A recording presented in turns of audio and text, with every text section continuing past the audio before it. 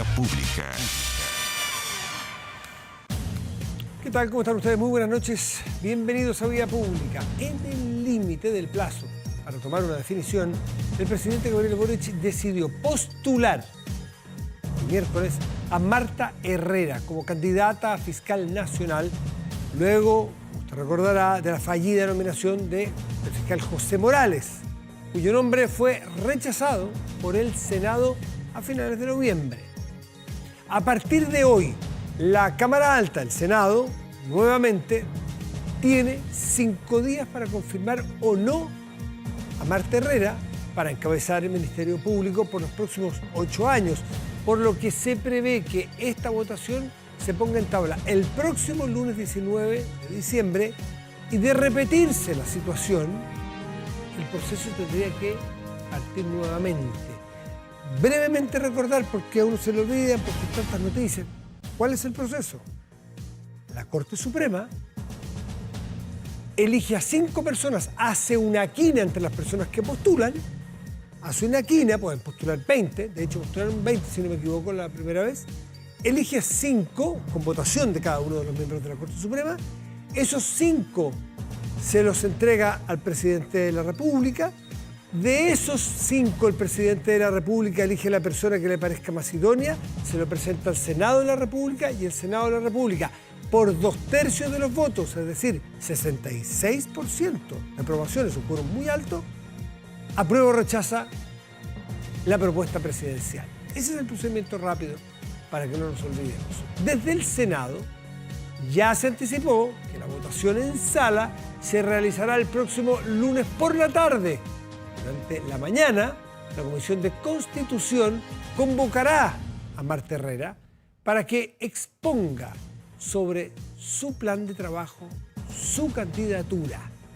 Pronóstico reservado eran algunos, va a haber seguramente algunos que quieran hacer sus puntos, algunos incluso en algunas ocasiones pasan cuentas políticas, algunos prefieren abstenerse, otros lo apoyarán. Uno presupone que el gobierno ha hecho un trabajo prelegislativo, como se llama, o de sondeo para ver, no se trata de quemar y quemar candidatos, la idea es que se apruebe. De hecho, cuando se rechazó la postulación de Morales, era la primera vez que una propuesta presidencial a fiscal nacional era rechazado por el Senado. Ahora, también hay que ser serio y justo que el Ministerio Público no es una institución republicana desde el inicio de la República, está desde el 2000, es decir, ha habido 3 fiscales nacionales, solamente esta persona será la 4ª. Vamos a la mesa de conversación.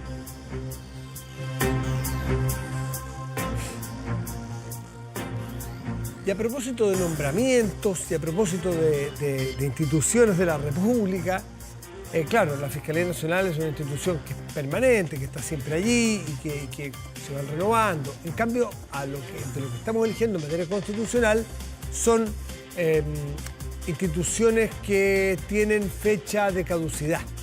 De hecho, para el proceso nos referimos, por ejemplo, al Consejo Constituyente, los exconvencionales, por llamarlo de algún modo, y los expertos o comisión experta que asesora, plantea un anteproyecto constitucional para que parta el proceso. Y acompaña, además, con voz, no con voto. Y de estos nombramientos ha surgido, no sé si una polémica, pero al menos un debate. Y siempre hacer debate es interesante porque uno aprende, con los expertos aprende más. ¿De qué se trata este debate? Estas personas expertas que van a presentar un anteproyecto a los elegidos, al 100% elegidos, a los 50 consejeros, ¿esas personas deben ser remuneradas o ad honorem? Hay algunos que tienen la postura de que ad honorem. El presidente de la República ha dicho lo contrario. Se lo preguntamos a Francisco Leturier, presidente del Consejo para la Transparencia. Francisco, entiendo que estás en Temuco. Buenas noches, gracias por recibirnos. ¿Cómo estás?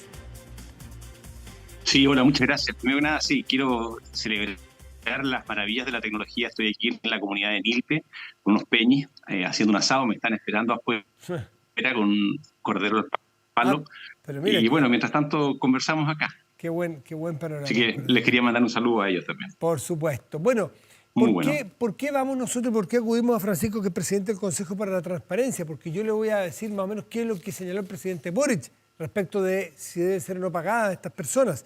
Dice, el rol de los expertos en procesos constituyentes debe ser totalmente transparente y para ello deben ser remunerados. ¿Está de acuerdo, Francisco Leturia? Totalmente, absolutamente de acuerdo con el presidente, porque todas las personas necesitamos vivir, necesitamos pagar el pan, si tenemos hijos, generan gastos, y tenemos que saber quién paga esos gastos. Hay personas que tienen recursos propios, que se los pueden pagar de su propio bolsillo, pero son muy pocas. La mayoría de los chilenos no tienen esos recursos y tampoco queremos limitar un proceso así importante solo a los chilenos millonarios. Sería absurdo, sería lo más antidemocrático que puede haber. Entonces, esas personas, la pregunta es, ¿quién les va a pagar? Son 24 los expertos, tampoco estamos hablando de 1.500 personas, son 24 expertos que tenemos que van a decidir lo más importante que se ha decidido en Chile en los últimos años. Entonces, entre que reciban plata de un lobista, de un empresario, de un partido político, y que reciban plata del Estado, que es un trabajo muy digno. A mí es una mala cosa esto de andar diciendo como que si fuera bueno trabajar gratis. Sí, muchas veces uno hace cosas gratis y son muy satisfactorias, está muy bien, pero en el Estado, quien hace una función pública, sobre todo por protegerlo de la corrupción, de las malas influencias, es mejor que el propio Estado, para garantizar que trabaje por el interés general, por el bien común, que le pague, porque si le paga a alguien de afuera, las cosas que pueden armarse, las trenzas, las peticiones son muy incorrectas. Piensa tú un solo tema. Yo lo conversaba aquí recién en el asado en que estaba. El litio. El litio será trabajado por empresas mixtas, por empresas públicas o por empresas privadas. 24 personas. Imagínate $1 millón por nuca. Son 24 millones de dólares. No es para un negocio como el del litio. Lo importante es que no haya nada de eso. Entonces, es muy importante que no dependan de otras personas y además regular sus declaraciones de intereses y patrimonio, todo lo que tiene que ver con el lobby, todo lo que tiene que ver con puertas giratorias. Hay un montón de cosas que todavía no se han regulado y que van a tener que regularse y van a tener que regularse muy bien. O sea, si vamos a partir, no de cero, pero me refiero, si queremos poner en el más alto estándar al Chile que viene, tenemos que partir ahora. No podemos... Los cuestionamientos que han habido, por ejemplo, tú lo mencionabas recién, en la elección del fiscal nacional, no pueden existir. Tenemos que partir con los más altos estándares y tenemos que pensar en todas las cosas que pueden afectar las cosas que queremos y que nos van a dar confianza y partir ahora haciéndolo bien para que el proceso sea lo más prístino, lo más confiable posible. Y el sueldo, me parece que el sueldo incluido a las regulaciones de conflictos de interés, la puerta giratoria, las inhabilidades y un montón de cosas más que tienen que ser muy estrictas, hay que partir haciéndolo desde ahora en los próximos días. Si hoy día conversaba con alguien, le decía, 3 meses se demoraron en llegar al acuerdo. Llevamos 2 días desde que se llegó a ese acuerdo, hay que dar un tiempo para que estas cosas maduren, para pensarlas bien, sí, y para que salga perfecto, como te digo, desde el primer día, porque si empiezan a haber cuestionamientos desde el nacimiento, no va a tener buen destino. Yo tengo una impresión, por lo que escuché, porque el primero que habló de estos trabajos de Loren fue el presidente de la Cámara de Diputados, Vlado Mirosevic. Yo tengo la idea, por lo que lo escucho tanto, lo he entrevistado varias veces, lo conozco un poco, de que fue una idea que le salió, como decimos en Chile, un poquito de la guata al principio, sin darle muchas vueltas, porque por Dios que han tenido que darle vuelta a tantos y tantos y tantos detalles. Entonces uno no le puede pedir infalibilidad, sobre todo en una opinión que se la piden hacia la rápida. Y dicen, oh, pero tranquilo, que va a ser Loren, porque no se ha tratado ese tema. Pero yo ya lo vi hoy día matizando y abriéndose a que si hay buenas razones para que se les pague, sea así. Y entiendo que Mirosevic ya entendió que son buenas razones, por lo tanto, no debiera haber mucho debate al respecto. ¿O usted ha visto debate al respecto? Sí, yo te lo digo al tiro, ya he puesto plata, van a ser pagados. O sea, este es un tema que duró hoy y va a terminar mañana. Y esto es una cosa bonita de la deliberación democrática. Todos podemos tener una idea, conversamos con alguien, nos dice, míralo desde este punto de vista, y uno dice, mira, me convenciste, tienes razón, y cambia posición. Yo creo que aquí fue bastante unánime los pareceres y sin colores políticos en esta materia. Y sí, a mí no me cabe ninguna duda, esto es un tema que ya se acabó. Va a ser pagado. Faltan otras cosas, eso sí, las cosas que te mencioné recién, la puerta giratoria y otras incompatibilidades.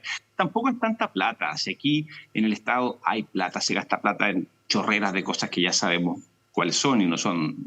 24 personas por un tiempo corto no es un problema mayor. ¿A qué le llamas tú la puerta giratoria? Porque está utilizado en otro ámbito de la seguridad, uno lo tiene bien comprendido, pero ¿a qué le llamas tú la puerta giratoria en un caso como este, un nombramiento como tenemos este? que pensar, a ver, son 24 personas que van a tomar las decisiones más importantes del país. Por ejemplo, van a decir, todo el sistema de salud, voy a decir un ejemplo cualquiera, incluso un poco ridículo, solamente van a existir las ISAPRES y después se van esas personas a trabajar a las ISAPRES. Uno dice, chuta, con razón estaban resolviendo eso. El litio se va a trabajar de tal manera, el litio no va a pagar impuestos, terminan todos después trabajando para empresas de litio. Dice, algo raro hubo acá. Entonces tiene que haber algún tipo de regulación que va a ser pesado, porque claro, una persona que está en el comité de expertos es un experto. Hay que pensar bien, hay que pensar cuánto tiempo, cómo, pero tú no puedes ponerte al día siguiente a trabajar para... Se ve feo. No te estoy diciendo que la gente sea corrupta, ni siquiera sabemos quiénes son los expertos. Bueno, pero puede verse feo y esas cosas afectan. Francisco, pero lo que está nombrando es de todo sentido común, ¿no es cierto? Pero debe operar para muchos otros cargos. Por ejemplo, los ministros, por ejemplo, los parlamentarios, ¿tienen esa inhabilidad para operar o trabajar un tiempo después de salir de sus cargos, ya sea designado, caso ministros, o elegido, caso parlamentarios, para irse al sector privado, a algún sector o no? ¿Algún sector específico, industria específica? No, no la tienen y está muy mal, pero si queremos un nuevo Chile, donde hay una constitución que mejore las cosas, tenemos que partir desde el día 1. Si partimos el día 1 haciendo las cosas mal, con relajos con malas prácticas que hemos tolerado, que han existido, que no arruinan a un país, pero lo van mellando, le van haciendo daño. Bueno, si partimos diciendo, mira, nada importa, siempre ha sido así, no vamos a avanzar mucho. Entonces yo creo que esta es una buena prueba de fuego. Tenemos que partir dando una señal de que estamos haciendo las cosas distintas. Si no, la gente se va a desilusionar, va a decir esto es más de lo mismo, esto es un puro show, esto es un fraude de etiquetas, es una nueva constitución que es la misma, y no... Ya antes de liberarte, preguntarte, por ejemplo, en un caso ideal, pensando en los países donde tú, por situaciones comparadas, ves que se hace mejor esto de la puerta giratoria, ¿qué inhabilidad podría tener un parlamentario? ¿Inhabilidad específica para trabajar en qué? No, una habilidad en un tema que le haya tocado regular, por ejemplo, por un año. Si yo estaba en la Comisión de Telecomunicaciones, no irme a trabajar a una empresa de telecomunicaciones al día siguiente. Estaba en la Comisión de Minería, no irme a trabajar a la empresa minera al día siguiente. Había un diputado, ¿te acuerdas tú?, que asesoraba a una empresa minera mientras era diputado de la Comisión de Minería. Esas cosas no pueden volver a pasar en Chile. No, son más o menos obvios, sí. Francisco Leturia, te dejamos libre que vayas ahí en la comunidad en que estás a seguir con las actividades y que goces de ese cordero en palo. Nilpe, los lugares más lindos de Chile. Nilpe, ¿dónde es Nilpe, perdón? Galvarino. Comuna de Galvarino, 9ª región. Región de la Araucanía. Muchas gracias, todo Francisco. Todo muy verde, muy bonito. Tierras históricas, con mucha historia. Gracias, Francisco. Buenas noches. Gracias. Estamos días, gracias. Buenas noches. Pausa y volvemos. Espérenos.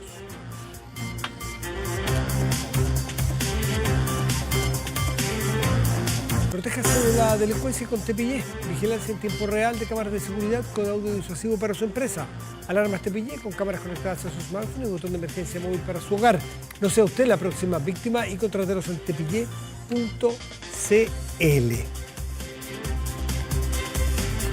Desde la semana pasada que estamos con un ojo puesto en Perú, porque hubo una crisis, en realidad no se está bien utilizado porque es como si hubiese quedado en el pasado. Y decir que ese día se desencadenó una crisis, el día que el Parlamento destituyó, vacó, así le llaman, es el verbo que utilizan en Perú, al presidente Castillo, también es incorrecto porque la crisis viene de antes.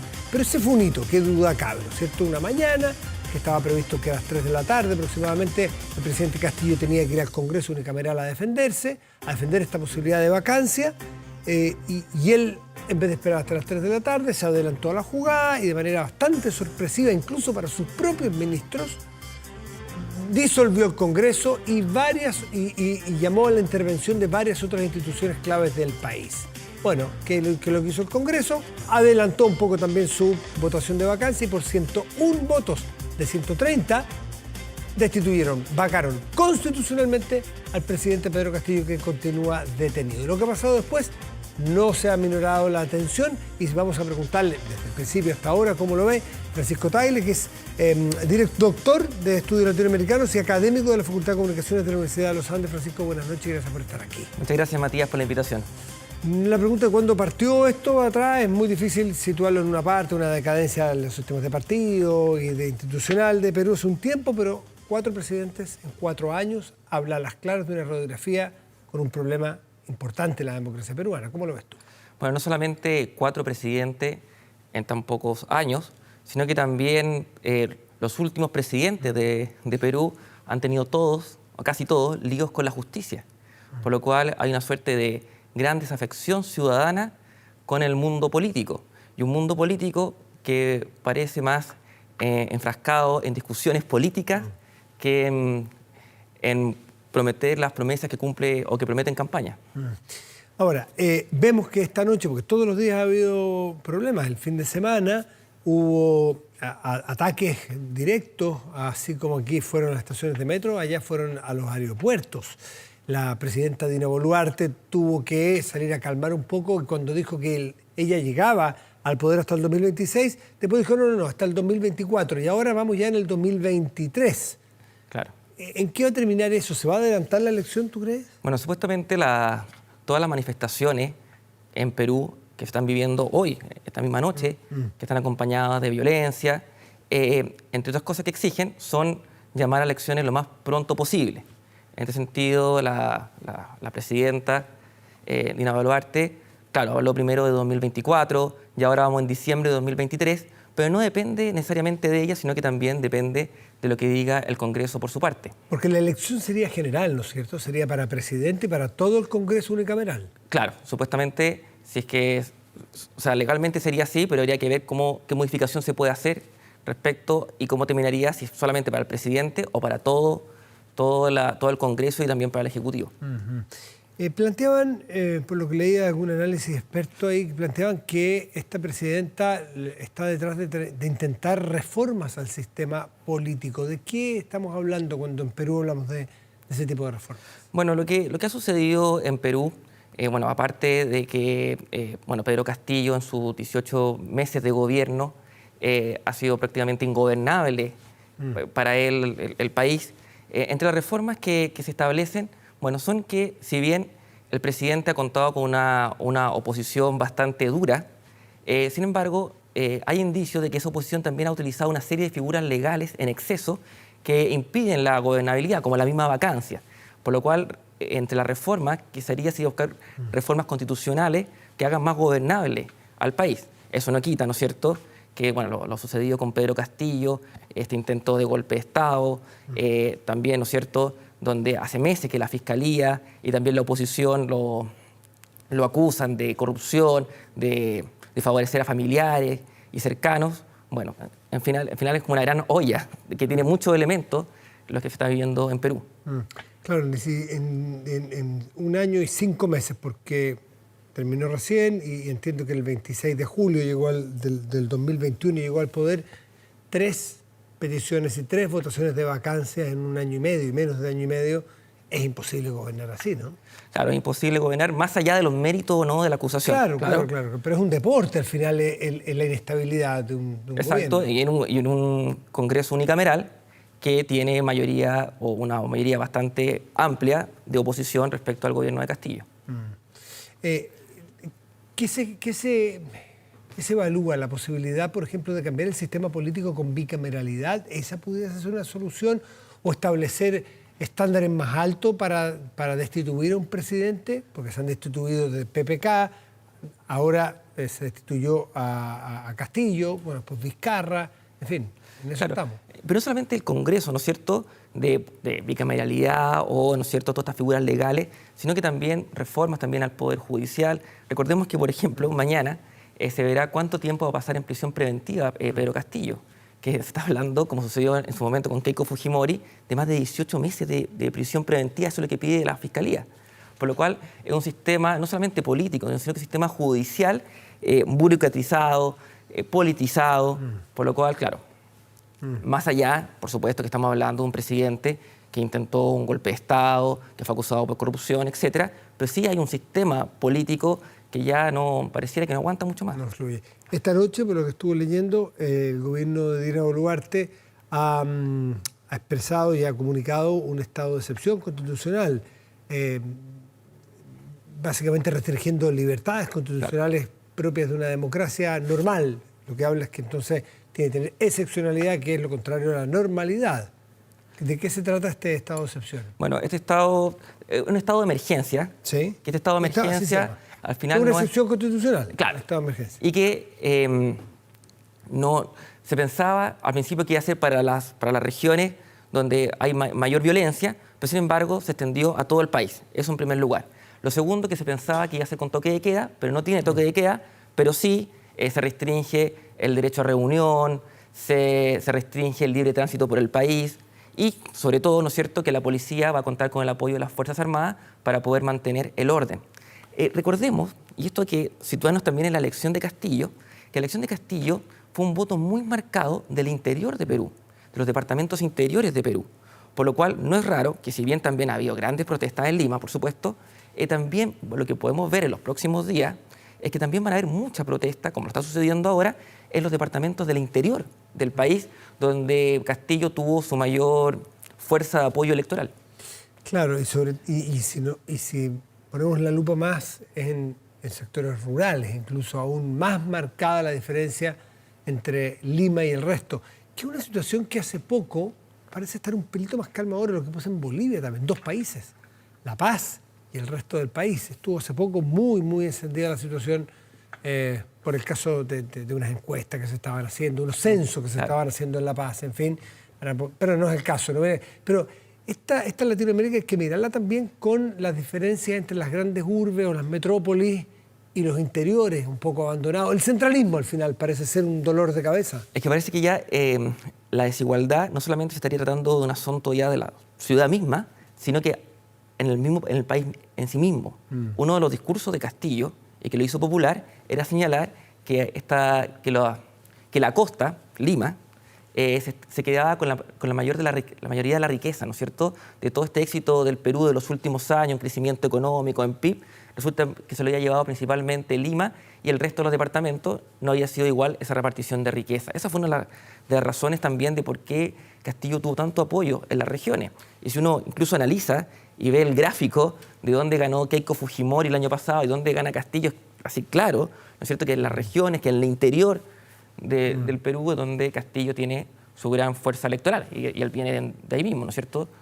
Hay quienes dicen que aparte de esa división interior-capital, es un problema estructural de no tener partidos serios, enraizados en la cultura política del país, y que la votación Castillo-Fujimori, que fue en segunda vuelta, se debió más al voto anti. O sea, yo voto Castillo para no votar por los Fujimori, y los de Fujimori para no votar contra Castillo porque lo encontraban que era un tipo sin experiencia. El caso más típico es el de los Vargas Llosa, por ejemplo, que le habían jurado adversidad eterna a los Fujimori, por las razones que recordamos al principio de los 90, pero cuando tuvieron a Castillo al frente, bueno, tuvieron que votar por Fujimori igual. O sea, el votar el anti se ha transformado en una costumbre en Perú. Bueno, y no solamente en Perú, sino que en toda América Latina. De hecho, estas olas que nosotros hablamos, que hay una ola a la derecha, una ola a la izquierda, quizás no hay que hablar tanto de ola hacia un lado o a otro, sino hay que hablar de votos de castigo. Pareciera que los votos, más que elegir izquierda o derecha en América Latina, lo que están eligiendo son votos de castigo. Sí. Y ahí, claro, el anti-establishment, el anti-clase política, bueno, tiene muchos adeptos y Castillo usó bien eso, ¿no es cierto? Su discurso es que no venía de esta clase política corrompida, que no venía, ¿no es cierto?, de Lima, que no venía del establishment político peruano, y ese fue lo que le dio, bueno, buenos réditos y el triunfo en la elección el año pasado. Ahora, el caso de Castillo, que parecía oleado y sacramentado fuera del gobierno, una vez va a seguir exactamente igual, pero ha resurgido un movimiento dentro de Latinoamérica liderado por AMLO, Andrés Manuel López Obrador, el presidente de México, para restituirlo, no destituirlo, restituirlo en el poder. Y se le han sumado Petro de Colombia, Arce de Bolivia, Fernández de Argentina. Son 4 países dentro de un marco de 10, 11 países. Bueno, claro, es bastante es bastante complejo y podría decir uno que, bueno, ¿cuál es el compromiso con la democracia y el buen gobierno? En este sentido, claro, el más duro respecto a esta posición ha sido AMLO y Fernández. De hecho, Fernández habla de jueces corruptos en Perú. AMLO, ¿no es cierto?, señala que esto es como casi una jugarreta de los sectores contrarios. Es decir, claro, no hay como un apoyo cerrado, ¿no es cierto?, a condenar este intento de golpe de Estado. Que el caso de Argentina, de hablar de la corrupción o la mafia de la justicia, es argentinizar un problema en Latinoamérica, porque ellos con el famoso lawfare sostienen que, por ejemplo, la condena de Cristina Fernández no tiene méritos jurídicos, sino que sencillamente es el partido de la justicia. Entonces, probablemente lo proyectan que en otras partes del mundo está tan dividido y la grieta, la famosa y tristemente famosa grieta argentina, la ven ellos para el resto de los países y la ven para el Perú también. Bueno, y ahí la importancia de la independencia del Poder Judicial y que jamás se debe politizar, ¿no es cierto? Y que los jueces no sean actores políticos, sino que hagan justicia. ¿Cómo crees tú qué es lo más previsible que termine ocurriendo con Castillo? Bueno, mañana es un día bastante decisivo para su futuro. Lo más probable, viendo antecedentes anteriores de otros presidentes que han tenido que rendir cuenta ante la justicia, es que va a pasar probablemente un buen tiempo en prisión preventiva hasta que se va a determinar cuál va a ser su situación final. Y dice que hoy día, a través de un Twitter, que mandó escribir, porque él no puede escribir Twitter, pero a mano se lo traspasaron, que entiendo que pretende acudir a organismos internacionales para pedir que se le respeten los derechos humanos, que se le respeten, porque él es el presidente constitucional, dice. ¿Eso tendrá asidero? Bueno, uno que apoya esta teoría es el presidente de Colombia, Gustavo Petro, que señala que Castillo no ha tenido una justa defensa, que si bien se trató de un golpe de Estado, fue un golpe de Estado sin armas, no violento. Entonces, bueno, que no tendría asidero esta destitución. Así que, bueno. Atentos a Perú, país que además es muy cercano, el cual tenemos mucha conexión de todo tipo, cultural, económica, social, política. Si hace una semana estábamos en gabinetes binacionales. Claro. Y el presidente Castillo, el último país que visitó antes de ser destituido, fue Chile. Por lo tanto, la cercanía no solamente física, sino que de mucha compenetración. Francisco Tagle, como siempre, un gusto tenerte aquí. Muchas gracias, Matías, por la invitación. Que te vaya muy bien. Gracias. Hacemos una pausa y volvemos. Espérenos.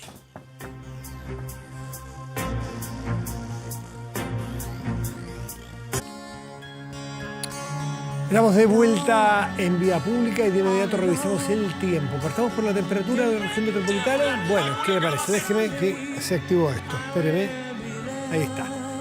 La temperatura en este momento es 22 grados con 6 décimas y el cielo está parcial en la región metropolitana. Para mañana y pasado en esta región capital deberíamos esperar, con razón los protocolos de alta temperatura, 35 grados de máxima probable para mañana en esta región. Todas las precauciones, mucha agua, bloqueador, sombra, tener cuidado a la exposición. Mañana jueves, despejado. Despejado también el viernes. Claro, uno dice, no, solo 32 grados. Está brava la cosa aquí en Santiago, está muy brava.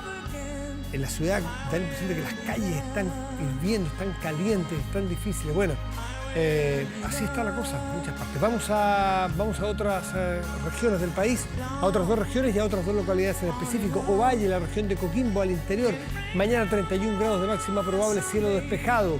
En Ancud, en la región de los Lagos, Isla Grande de Chiloé, parcial. Cielo parcial, 16 agradables grados en Ancud. Los fanáticos del rock tienen una cita con un evento que promete ser